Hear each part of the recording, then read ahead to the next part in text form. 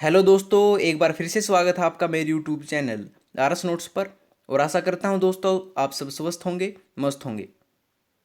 दोस्तों, हरियाणा कर्मचारी चयन आयोग द्वारा आपका 25 जुलाई 2021 को एमपीएचडब्ल्यू फीमेल का एग्ज़ाम दोस्तों हुआ था। और उस एग्ज़ाम में पूरे के पूरे 90 प्रश्न आए हुए थे।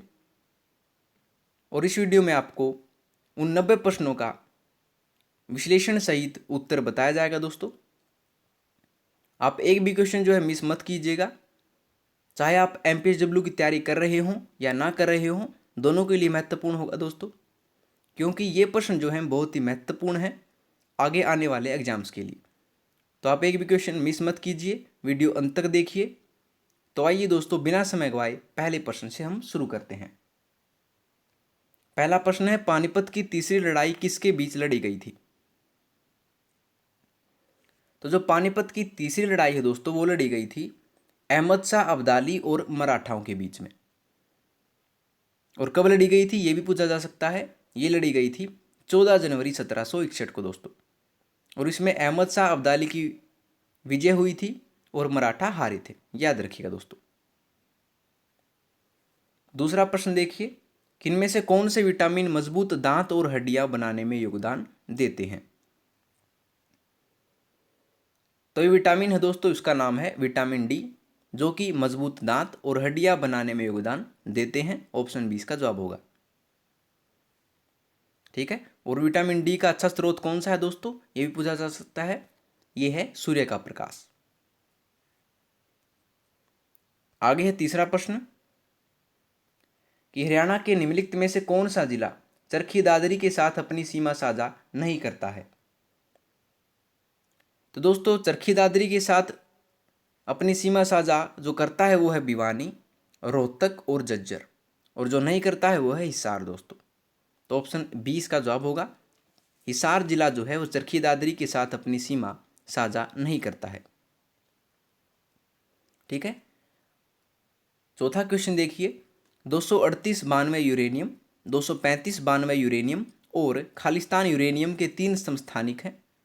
तो हमें इसमें तीसरा यूरेनियम का समस्थानिक बताना है दोस्तों, कौन सा होगा? तो दोस्तों ये है option A, 234 92 uranium. Option A इसका सही जवाब होगा। ठीक है। पांचवा प्रश्न देखिए कि निम्नलिखित में से किसे भारतीय पुरातत्व के जनक के रूप में जाना जाता है? मोस्ट इंपोर्टेंट क्वेश्चन है। तो ये जाना जाता है दोस्तों सर अलेक्जेंडर कनिंघम को। ऑप्शन 20 का सही जवाब होगा। सर अलेक्जेंडर कनिंघम को जो है भारतीय पुरातत्व के जनक के रूप में जाना जाता है। ठीक है। आगे है कि श्वसन एक प्रक्रिया है जिसमें निम्नलिखित गैसों का विनिमय होता है। दोस्तों, आपको पता है कि ऑक्सीजन जो है हम ग्रहण करते हैं और कार्बन डाइऑक्साइड को जो है हम छोड़ते हैं। तो किन गैसों का विनिमय हुआ? ऑक्सीजन और कार्बन डाइऑक्साइड का। तो ऑप्शन ए इसका जवाब होगा, O2 के साथ CO2 का। ठीक है। सातवां प्रश्न देखिए कि महात्मा गांधी को पहली बार हरियाणा के किस स्थान पर गिरफ्तार किया गया था? तो महात्मा गांधी जी को जो है हरियाणा में पलवल के रेलवे स्टेशन से गिरफ्तार किया गया था दोस्तों। तो ऑप्शन 20 का जवाब होगा पलवल। ठीक है। आगे है आठवां प्रश्न देखिए कि निम्नलिखित में से कौन हरियाणा के तूफान के नाम से प्रसिद्ध था? हरियाणा का तूफान या इसे हरियाणा हरिकेन भी कहा जाता है दोस्तों, उसके नाम से कौन प्रसिद्ध था? तो ये हैं दोस्तों कपिल देव, राम लाल निखंज। कपिल देव आपको पता है दोस्तों 1983 क्रिकेट वर्ल्ड कप जिताने वाले महान क्रिकेटर थे। और रामलाल निखंज जो है दोस्तों, ये इनके पिताजी का नाम था। और कपिल देव का जन्म जो है वो 6 जनवरी 1952 को चंडीगढ़ में हुआ था। ये भी याद रखिए दोस्तों। ठीक है। नौवां प्रश्न देखिए कि हर्षवर्धन की मृत्यु के बाद हरियाणा किस वंश में चला गया? तो हर्षवर्धन की मृत्यु के बाद हरियाणा जो है वो गुर्जर प्रतिहार वंश में चला गया था। ऑप्शन 20 का सही जवाब होगा दोस्तों। ठीक है। आगे है 10वां प्रश्न कि निम्नलिखित में से कौन सा हमारे भोजन में थोड़ी मात्रा में आवश्यक होता है? जो थोड़ी मात्रा में आवश्यक होता है हमें उस पदार्थ का नाम बताना है, क्या वो विटामिन्स हैं, कार्बोहाइड्रेट है, वसा है या प्रोटीन्स है। तो दोस्तों जो थोड़ी मात्रा में आवश्यक होता है वो होता है विटामिन्स। ऑप्शन ए इसका सही जवाब होगा। ठीक है, अगला प्रश्न देखिए, 11वां प्रश्न दे रखा है हमें 0.96 का क्यूब माइनस 0.1 का क्यूब बटा 0.96 का होल स्क्वायर प्लस 0.096 प्लस 0.1 का होल स्क्वायर का मान क्या होगा। तो आप इसमें देखेंगे दोस्तों कि आपको क्या दे रखा है, a cube minus b cube बटा a square plus a b plus b square. आपको ये फॉर्मूला दे रखा है दोस्तों, तो हम इससे क्या निकाल लेंगे, तो ये बराबर होगा ए माइनस बी के। ठीक है, आपको पता है ए क्यूब माइनस बी का फॉर्मूला होता है a minus b into a square plus b square plus a b. तो यहाँ से हम ए माइनस बी निकाल लेंगे। ए हमारा कितना है 0.96 है और बी कितना है 0.1 है। तो 0.96 माइनस 0.1 कितना हो जाएगा, ये हो जाएगा दोस्तों 0.86। तो इसका जवाब क्या होगा आपका 0.86। ऑप्शन ए इसका सही जवाब होगा। ठीक है, 12वां प्रश्न देखिए कि इन अंगों में से कौन सा उत्सर्जन में शामिल नहीं है। तो जो उत्सर्जन में शामिल नहीं है दोस्तों वो नहीं है थायराइड। Option B. तो वर्क होता है, यकृत होता है, त्वचा, तीनों ही जो है उत्सर्जन में शामिल होते हैं, लेकिन थायराइड जो है वो उत्सर्जन में शामिल नहीं होता है, याद रखिए।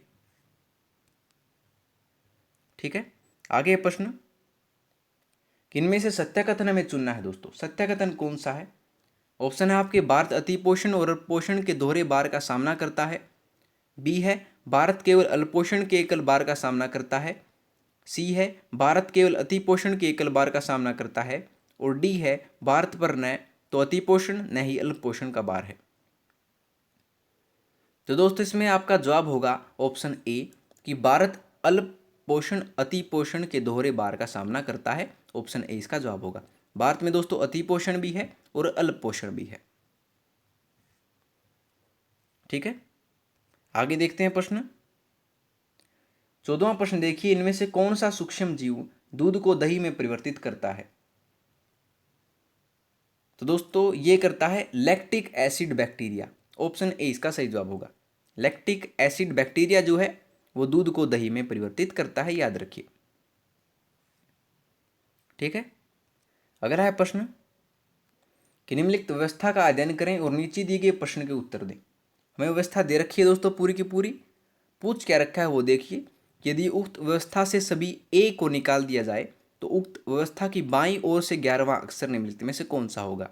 तो दोस्तों जो ए निकालना है हमने, ए निकाल दिया, यहाँ से ए निकाल दिया। ठीक है, यहाँ से ए निकाल दिया और हम यहाँ से ए निकाल दिया। तो बाईं ओर से कहाँ से होगा, बाईं ओर से यहाँ से होता है दोस्तों। हमें 11वां अक्षर देखना कौन सा होगा, पहला, दूसरा, तीसरा, चौथा, पांचवा, छठा, सातवां, आठवां, नौवां, 10वां और 11वां। दोस्तों 11वां अक्षर कौन सा है, यू है। तो इसका जवाब क्या होगा, ऑप्शन डी, यू। ठीक है, अगला है प्रश्न 16वां प्रश्न, हरियाणा के हनुमान चट्टी में हनुमान गंगा का मिलन किस नदी में होता है। तो ये होता है दोस्तों यमुना नदी का, ऑप्शन डी। ठीक है, यमुना नदी में होता है, याद रखिए। आगे है प्रश्न कि हरियाणा का कुरुक्षेत्र जिला निम्नलिखित में से किस राष्ट्रीय राजमार्ग के निकट स्थित है। तो ये है दोस्तों, आपको बता दें NH1 के निकट। ऑप्शन सी इसका जवाब होगा। ठीक है, 18वां प्रश्न है, दी गई संख्याओं के समूह के उस संख्या को चुनें जो अन्य से अलग हो। तो दोस्तों आप देखेंगे कि ऑप्शन ए जो आपका दे रखा है, जब हम दोनों संख्याओं की गुणनफल करेंगे तो आपका मान क्या हो जाएगा, 32 आएगा। 4 8 32 होता है। अगले की करेंगे तो 2 एकम 2 होगा, गुना करेंगे तो अगला आएगा 45 और अगला आएगा दोस्तों 6 3 18। तो आप इसमें देखेंगे कि ए बी और डी की जो संख्याएं आती हैं, गुणनफल आता है, वो सम संख्याएं आती हैं और ऑप्शन सी का विषम संख्याएं आती हैं। तो ऑप्शन सी इसका विषम संख्या होगी, ऑप्शन सी। ठीक है, याद रखिए। अगला है प्रश्न 19वां प्रश्न देखिए, यदि दिए गए शब्द NaM, B और DINT के अक्षरों को व्यवस्थित करने पर एक खेल का नाम बनता है, तो नए बने शब्द का पहला और अंतिम अक्षर क्या होगा? दोस्तों आप इससे कौन सा शब्द बना सकते हैं? तो इससे शब्द हम बना सकते हैं बैडमिंटन। क्या बन सकता है? बैडमिंटन। बी पहला होगा उसमें और एन क्या होगा? अंत वाला होगा। तो BN क्या होगा? पहला और अंतिम अक्षर होगा। तो ऑप्शन 20 का जवाब होगा दोस्तों BN।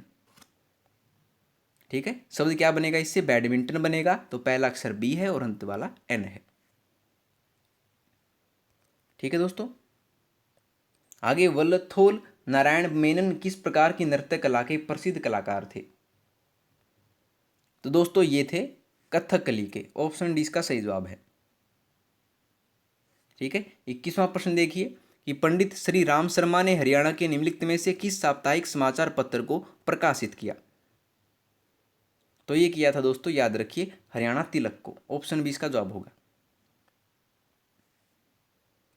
ठीक है, आगे देखते हैं कि लार ग्रंथियां यकृत और अग्नाशय निम्नलिखित में से किसके भाग हैं?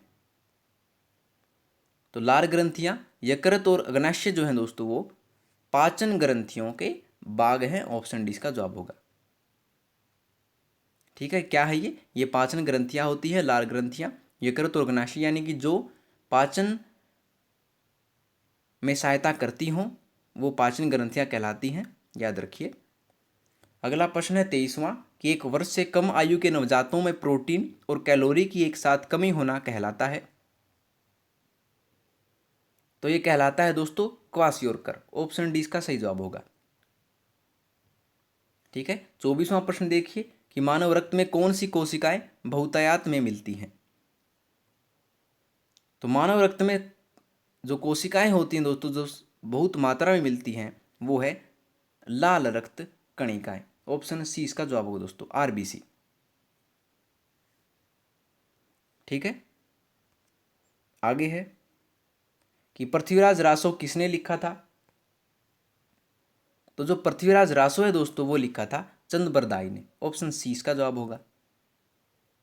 ठीक है, 26वां प्रश्न देखिए, जब लंबाई आयु के लिए उपयुक्त से कम हो तो इसे क्या कहते हैं? तो इसे कहते हैं दोस्तों बोनापन। ऑप्शन डी, जब लंबाई आयु के लिए उपयुक्त से कम हो तो इसे बोनापन कहते हैं, याद रखिए। 27वां प्रश्न है पेनिसिलिन की खोज किसने की? तो पेनिसिलिन की खोज की थी दोस्तों अलेक्जेंडर फ्लेमिंग ने। ऑप्शन 20 का सही जवाब होगा। ठीक है, आगे है कि कभी कभी नेटवर्क मीडिया की तुलना उस डाटा के मात्रा से की जाती है जो वे ले जा सकते हैं। इसमें एक कारक को आमतौर पर खालिस्तान कहा जाता है। तो उसे कहा जाता है दोस्तों, याद रखिए, बैंडविड्थ। क्या कहा जाता है उसे? बैंडविड्थ कहा जाता है। ऑप्शन सी इसका जवाब होगा। ठीक है, आगे है प्रश्न 29वां प्रश्न है ABCDEF और G एक दीवार पर बैठे हैं और सभी का मुख पूर्व दिशा की ओर है। ठीक है, CD के ठीक दाईं ओर है, B सबसे किनारे बैठा है और उसके बगल में E है, G E और F के बीच में है, D दक्षिण छोर से तीसरे स्थान पर बैठा है। निम्नलिखित में से कौन सा जोड़ा सबसे किनारे बैठा है? तो दोस्तों हम समीकरण के अनुसार चलेंगे। तो सबसे पहले हम देखेंगे कि D दक्षिण छोर से तीसरे स्थान पर बैठा है। ऐसे प्रश्नों को हम अंत से शुरू करते हैं दोस्तों, जो अंत वाली लाइन होती है उससे शुरू करते हैं। तो हम देखेंगे D दक्षिण छोर से तीसरे स्थान पर बैठा है, तो हम बिठा लेते हैं इसको, D को यहाँ पर बैठ गया ये। और अगली लाइन है G E और F के बीच में है, यानी कि जो G है वो E और F के बीच में है, यानी F G E। ठीक है, अगली लाइन है B सबसे किनारे बैठा है और उसके बगल में E है। B सबसे किनारे यानी कि ये यहाँ पर बैठा है B सबसे किनारे, और E और E जो है इसके बगल में है, बिल्कुल सही है। और आगे लाइन है C D के ठीक दाईं ओर है, C जो है ठीक दाईं ओर है, यहाँ पर C आ जाएगा दोस्तों, और अंत में क्या आ जाएगा? A आ जाएगा हमारे पास। तो इसमें पूछा क्या गया है कि निम्नलिखित में से कौन सा जोड़ा सबसे किनारे बैठा है? तो सबसे किनारे कौन सा जोड़ा बैठा है दोस्तों? A बैठा है और B बैठा है, तो इसका जवाब क्या होगा? Option A AB। ठीक है, समीकरण के अनुसार हमें चलना था दोस्तों। आगे प्रश्न है 30वां प्रश्न, भूमध्य रेखा निम्नलिखित में से किस देश से नहीं गुजरती है। तो दोस्तों आपको बता दें, भूमध्य रेखा जो है वो संसार के 13 देशों से गुजरती है। कौन कौन से हैं वो 13 देश? देखिए, पहला Ecuador, Colombia, Brazil, Sao Tome, Gabon, Republic of Congo, Democratic Republic of the Congo, Uganda, Kenya, Somalia, Indonesia, Kiribati और मालदीव्स। ये 13 देश हैं दोस्तों। लेकिन हमें पूछा क्या गया है कि भूमध्य रेखा निम्नलिखित में से किस देश से नहीं गुजरती है, तो ये नहीं गुजरती है चिली से। ऑप्शन ए इसका जवाब होगा। ठीक है, पूछा जा सकता है कि आगे पूछा जा सकता है अगले एग्जाम्स में कि जो भूमध्य रेखा वो कितने देशों से गुजरती है, वो गुजरती है दोस्तों 13 देशों से, याद रखिएगा। आगे निम्नलिखित में से कौन सी मांसपेशियां हृदय से संबंधित हैं? तो कौन सी हैं दोस्तों? ये है हृदय। ऑप्शन सी जो है इसका जवाब होगा। ठीक है, अगला है राव तुलाराम निम्नलिखित में से किसके लिए जाने जाते हैं? तो राव तुलाराम जी जो हैं वो हरियाणा से 1857 के विद्रोह का एक महत्वपूर्ण नेता के रूप में जाने जाते हैं। ऑप्शन ए इसका जवाब होगा। ठीक है, आगे निम्नलिखित में से किसे हरियाणा में जहाजी साहिब के नाम से जाना जाता है? तो जहाजी साहिब के नाम से जाना जाता है दोस्तों जॉर्ज थॉमस को। ऑप्शन ए इसका जवाब होगा। ठीक है, अगला प्रश्न देखिए, 34वां प्रश्न, एक परिवार में पिता ने केक का 1/4 हिस्सा लिया जो कि अन्य प्रत्येक सदस्य द्वारा लिए गए हिस्से का 3 गुना था। प्रत्येक परिवार के कुल सदस्यों की संख्या कितनी है?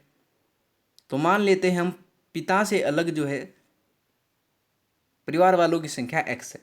मान लिया दोस्तों एक्स है। ठीक है, तो दोस्तों 1/4 हिस्से का मतलब होता है कि 25%। ठीक है, 25% जो है पिता ने खाया और बचा कितना? 100 में से 75% बचा, और 75% जो है वो परिवार वालों ने खाया जो बच गए थे। तो 25% किसके बराबर होगा आपका? ये 3 गुना था। 3 गुना किसका था? 75/x का। ठीक है, 75/x क्यों लिखा? क्योंकि ये तो बच गया था और ये थे हमारे फैमिली वाले। हमें दे रखा कि हिस्से का 3 गुना था प्रत्येक सदस्य का।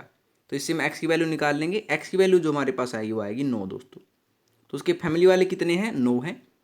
लेकिन हमने पिता नहीं मिलाया इसमें, तो पिता मिला लेंगे 9 + 1 यानी कि 10 हो जाएंगे। तो परिवार के कुल सदस्य कितने हैं? 10 हैं दोस्तों। तो ऑप्शन सी जो है इसका सही जवाब होगा।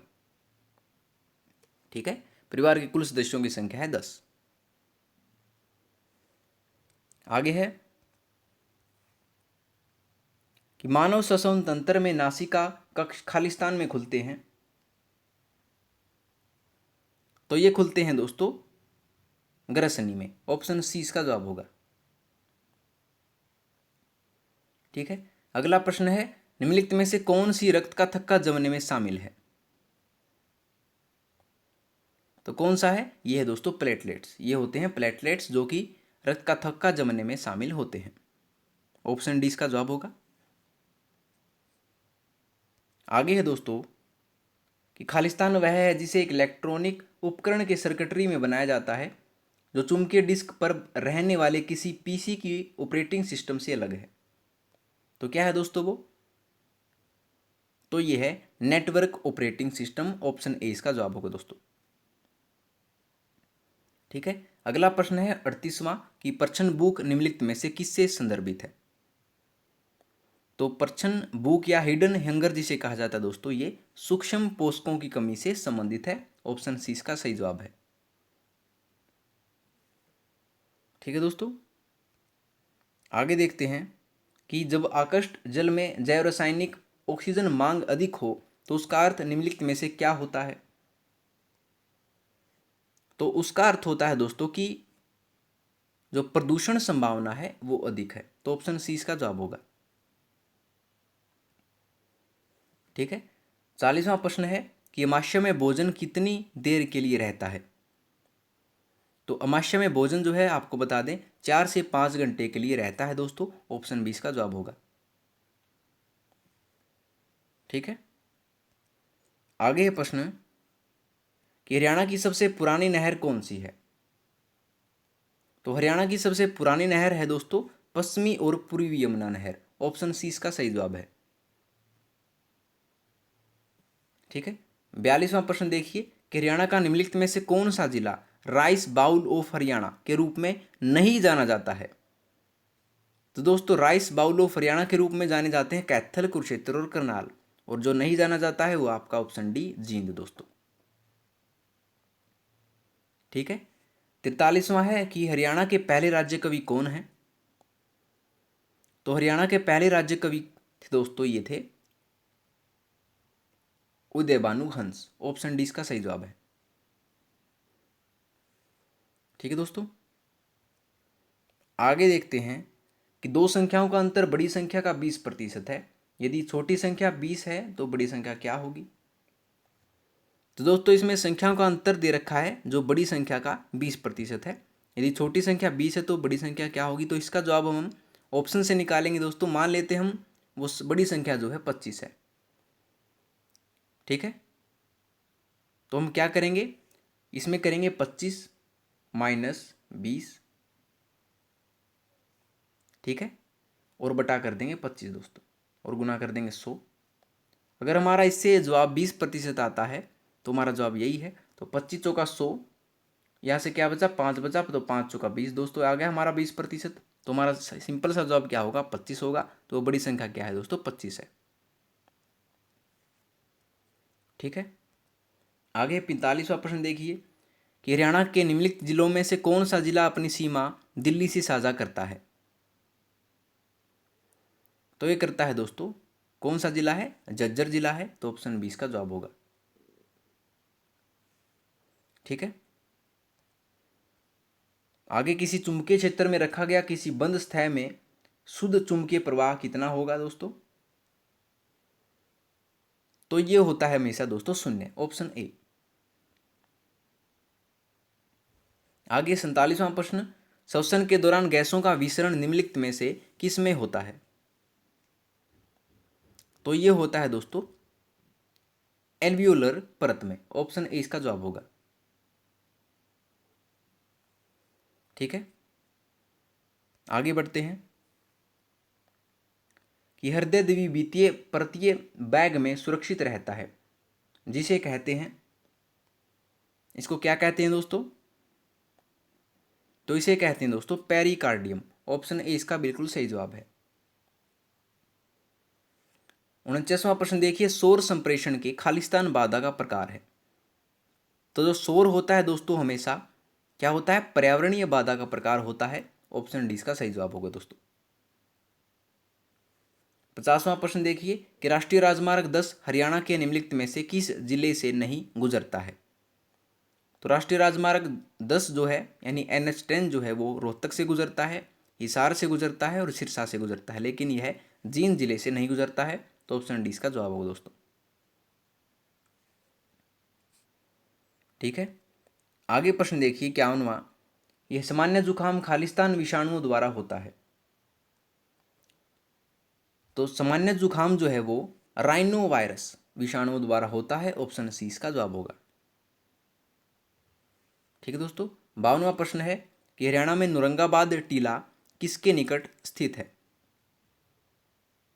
तो नौरंगाबाद जो है दोस्तों वो भिवानी में स्थित है। याद रखिए ऑप्शन ए इसका सही जवाब है। ठीक है, आगे बढ़ते हैं कि एक पदार्थ हवा में उत्तल लेंस और पानी में अवतल लेंस की तरह व्यवहार करता है। तो इसका अपवर्तक सूचकांक क्या है। तो इसका जो अपवर्तक सूचकांक है दोस्तों आपको बता दें वो हवा से तो अधिक है लेकिन पानी से कम है। तो ऑप्शन ए इसका सही जवाब है। ठीक है, 54वां प्रश्न देखिए कि किस सबसे छोटी संख्या से 3600 को भाग देने पर पूर्ण घन प्राप्त होगा यानी क्यूब प्राप्त होगा। तो मान लेते हैं हम सबसे छोटी संख्या ऑप्शनों से निकालेंगे इसको। मान लेते हैं 450 वो संख्या है। तो 3600 बटा 450 जब हम करेंगे तो हमारा जवाब क्या हो जाएगा दोस्तों 8 आएगा। तो 8 किसका क्यूब होता है, 2 का क्यूब होता है। बिल्कुल सही है। तो कौन सी संख्या है वो, तो वो है 450। ऑप्शन डी इसका जवाब होगा। ठीक है, आगे प्रश्न कि निम्नलिखित में से कौन सा वैश्विक स्तर पर सामान्यतः पोषण संबंधी रोग है। तो कौन सा है दोस्तों ये वैश्विक स्तर पर सामान्यतः पोषण संबंधी रोग है? आयोडीन की कमी। ऑप्शन सी इसका बिल्कुल सही जवाब होगा। ठीक है दोस्तों, आगे बढ़ते हैं। प्रत्येक हार्डवेयर डिवाइस को एक अन्य सॉफ्टवेयर द्वारा नियंत्रित किया जाता है जिसे खालिस्तान कहा जाता है, जो उस डिवाइस को सक्रिय और उपयोग करने की अनुमति ओएस को देता है। तो वो कौन सा है? तो उसे कहा जाता है दोस्तों ड्राइवर। ऑप्शन डी इसका जवाब होगा। प्रत्येक हार्डवेयर डिवाइस को एक अन्य सॉफ्टवेयर द्वारा नियंत्रित किया जाता है जिसे ड्राइवर कहा जाता है, जो उस डिवाइस को सक्रिय और उपयोग करने की अनुमति ओएस को देता है। दोस्तों याद रखिएगा। अगला प्रश्न है 57वां प्रश्न। भारतीय वायु सेना के एयर चीफ मार्शल का समकक्ष रैंक नौसेना में क्या है? तो ये होता है दोस्तों एडमिरल का। Option A. ठीक है, आगे बढ़ते हैं। क्षय रोग निम्नलिखित में से किसके माध्यम से फैलता है? तो जो क्षय रोग होता है दोस्तों वो पानी से फैलता है, आपको पता है, बूंदों से फैलता है। जब हम छींकते हैं तो वो हमारे से दूसरे पर चला जाता है, तो वो किससे फैलता है? पानी की बूंदों से फैलता है। तो बूंद संक्रमण द्वारा जो है क्षय रोग यानी कि ट्यूबरक्लोसिस या टीबी जिसे कहा जाता है वो फैलता है दोस्तों। ऑप्शन 20 का जवाब होगा बूंद संक्रमण। आगे, श्वास लेने के दौरान वायु को अंदर खींचना निम्नलिखित में से क्या कहलाता है? बिल्कुल आसान था प्रश्न है दोस्तों। तो इसे कहते हैं श्वास लेना। Option D. ठीक है, 60वां प्रश्न है। उच्च रक्तचाप को खालिस्तान कहते हैं। तो उच्च रक्तचाप को कहते हैं दोस्तों यानी हाई ब्लड प्रेशर को कहा जाता है हाइपरटेंशन। ऑप्शन सी इसका बिल्कुल सही जवाब है। ठीक है दोस्तों, आगे बढ़ते हैं। विनोबा भावे का समर्थन करने के लिए निम्नलिखित में से हरियाणा के किस कवि ने भूदान आंदोलन में सक्रिय रूप से भाग लिया? तो ये लिया था दोस्तों भाई परमानंद ने। ऑप्शन ए इसका सही जवाब होगा। आगे प्रश्न है 62वां कि प्रत्येक वर्क बुक में एक या अधिक खालिस्तान शामिल होते हैं। तो प्रत्येक वर्क बुक में जो है दोस्तों आपको बता दें एक या अधिक वर्कशीट शामिल होते हैं। ऑप्शन डी इसका जवाब होगा। ठीक है, आगे देखिए प्रश्न कि एक रोग जो एक व्यक्ति से दूसरे में चला जाता है खालिस्तान कहलाता है। तो उसे कहा जाता है दोस्तों संक्रामक। ऑप्शन डी इसका बिल्कुल सही जवाब है। ठीक है, अगला प्रश्न देखिए 64वां कि संप्रेषण की प्रक्रिया में इनमें से कौन सा स्रोत है? सोर्स हमें बताना है दोस्तों। तो सोर्स जो होगा वो होगा प्रेषक, और माध्यम क्या होता है? माध्यम संदेश होता है, संदेश के माध्यम से हम पहुंचाते हैं। तो स्रोत होगा ऑप्शन बी प्रेषक यानी सेंडर। अगला प्रश्न है 65वां कि अपरिपक्व फलों में खालिस्तान पाया जाता है। तो अपरिपक्व यानी अनराइप जो फ्रूट्स होते हैं उनमें टार्ट्रिक एसिड पाया जाता है दोस्तों। ऑप्शन ए इसका बिल्कुल सही जवाब होगा। ठीक है दोस्तों, आगे कंप्यूटर के तोड़े हुए भाग किस प्रकार के कचरे में योगदान देते हैं? तो ये देते हैं दोस्तों ई कचरा, इसे कहते हैं ई कचरा। ऑप्शन बी इसका जवाब होगा। ठीक है, अगला प्रश्न है केंद्रीय प्रशासन में मराठा पेशवा के पूना स्थित सचिवालय को क्या कहा जाता था? तो इसे कहा जाता था दोस्तों हुजूर दफ्तर। ऑप्शन सी इसका बिल्कुल सही जवाब होगा।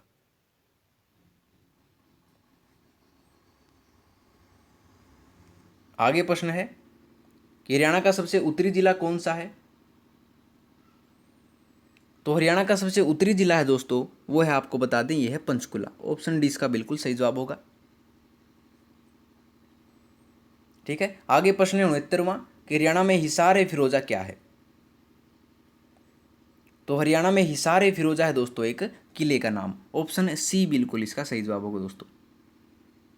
याद रखिए हरियाणा में हिसार ए फिरोजा क्या है? किला है।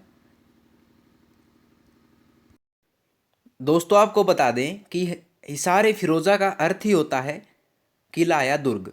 तो ऑप्शन सी जो है बिल्कुल सही जवाब होगा दोस्तों इसका, याद रखिए। ठीक है, आगे बढ़ते हैं कि बाह्यकरण में प्रवेश होने के बाद ध्वनि तरंगे कहाँ निर्देशित होती हैं। तो ये निर्देशित होती हैं दोस्तों, याद रखिए, पश्चिम मस्तिष्क में यानी हिंड ब्रेन में। तो ऑप्शन सी इसका बिल्कुल सही जवाब होगा।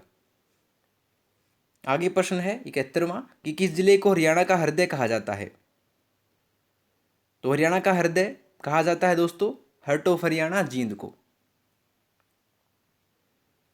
आगे है रोल्ट एक्ट के खिलाफ पहला विरोध हरियाणा के किस बाग में देखा गया था। तो ये देखा गया था दोस्तों अंबाला में।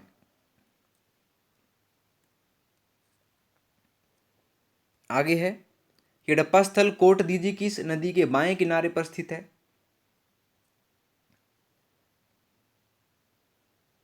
तो ये स्थित है दोस्तों ऑप्शन सी के, सिंधु नदी के।